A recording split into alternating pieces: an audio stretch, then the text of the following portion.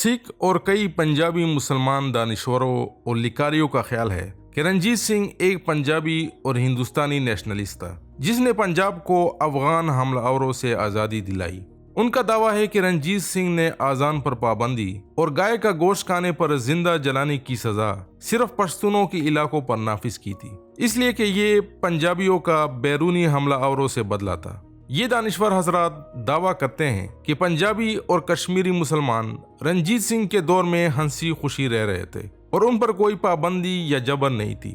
حقیقت یہ ہے کہ رنجیت سنگھ کے دور میں اذان پر پابندی اور گائے کا گوشت کھانے پر زندہ جلانے کی سزا اس کی سلطنت کے تمام مسلمانوں پر نافذ تھی، چاہے وہ لاہور یا سری نگر کا مسلمان تھا یا پشاور یا ڈیرہ غازی خان کا مسلمان۔ پچھلی ویڈیو میں نے گاڈفرے تھامس وینیے کے سفر نامے سے حوالہ دیا جس میں اس نے اپنی آنکھوں سے دیکھا کہ ہری سنگھ نلوا کی سپاہیوں نے ایک پشاوری مسلمان کو بیف کھانے کی جرم میں زندہ جلا دیا۔ ایسی سزا پنجابی اور کشمیری مسلمانوں پر بھی عائد تھی۔ اس ویڈیو میں جرمن مشنری جوزف وولف کے جرنل سے حوالہ دوں گا جس نے 1832 میں کشمیر اور پنجاب کا چکر لگایا اور وہاں کے حالات قلم بند کیے۔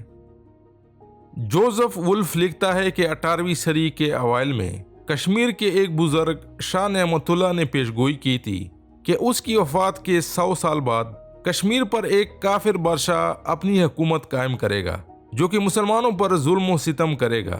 1832 میں کشمیریوں کا یہ خیال تھا کہ وہ پیشگوئی رنجیت سنگھ کے متعلق تھی کیونکہ وہ کشمیریوں کے ساتھ بہت سختی سے پیش آ رہا تھا۔ کشمیری مسلمانوں کو گائے کا گوشت کھانے کی اجازت نہیں تھی اور اذان دینے پر پابندی تھی۔ جوزف وولف لکھتا ہے کہ جب وہ کشمیر میں تھا تو دیوان وساکا سنگھ نے 5 کشمیری مسلمانوں کو گائے کا گوشت کھانے کے جرم میں قتل کر دیا، لیکن اس کا اصلی مقصد ان مسلمانوں کا جائیداد ہتھیانا تھا۔ جوزف وولف پنجاب کے علاقے وزیر آباد کا ایک واقعہ یاد کرتا ہے جب وہاں کے گورنر اویٹابیلے نے سکھ قوانین پر عمل کرتے ہوئے ایک مسلمان کو گائے کا گوشت کھانے پر قتل کرنے کا ارادہ کیا۔ جوزف وولف نے اس مسلمان کی زندگی کی بھیک مانگی اور اویٹابیلے سے سفارش کی کہ اس مسلمان کو رنجیت سنگھ کے پاس رحم کی سفارش کے ساتھ بھیجا جائے۔ جوزف وولف کو بعد میں معلوم ہوا کہ اس کی سفارش کی وجہ سے رنجیت سنگھ نے اس مسلمان کی صرف ناک کاٹنے پر اکتفا کیا۔ کشمیر سے واپسی کے دوران جوزف وولف نے نوٹ کیا کہ بہت سے کشمیری مسلمان سکھوں کے ظلم کی وجہ سے کشمیر چھوڑ کر بھاگ رہے تھے۔ ان میں سے چند کشمیری خاندانوں کے ساتھ اس نے اکٹھے سفر کیا۔ ان کشمیریوں نے جوزف وولف کو بتایا کہ قدرت نے انہیں فرشتوں جیسی خوبصورتی عطا کی تھی، لیکن جب سے کشمیر پر سکھوں کی حکومت قائم ہوئی ہے تب سے ان کی خوبصورتی مرجھا گئی ہے۔ وزیر آباد پنجاب میں واقع ہے، یعنی پنجابی مسلمانوں کو سکھوں سے نسلی اور لسانی رشتے کے باوجود کوئی رعایت حاصل نہیں تھی۔ جوزف وولف کے اکاؤنٹ سے ہمیں یہ بھی پتہ چلتا ہے کہ رنجیت سنگھ کے دور میں انصاف نام کی کوئی چیز نہیں تھی اور سکھ عملدار بہت ہی کرپٹ اور بے ایمان تھے۔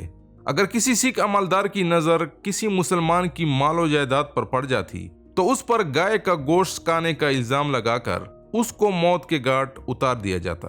اس بات کا اندازہ اردو زبان کے فریز سکہ شاہی سے لگایا جا سکتا ہے۔ ریختہ ڈکشنری کے مطابق سکہ شاہی سکھوں کی عملداری کو کہتے ہیں جو بے انصافی اور ظلم و غارت گری کے لیے مشہور ہے۔ یہ فریز کنایتاً بے انصافی کا زمانہ، افراتفری اور بد نظمی کے لیے استعمال ہوتا ہے۔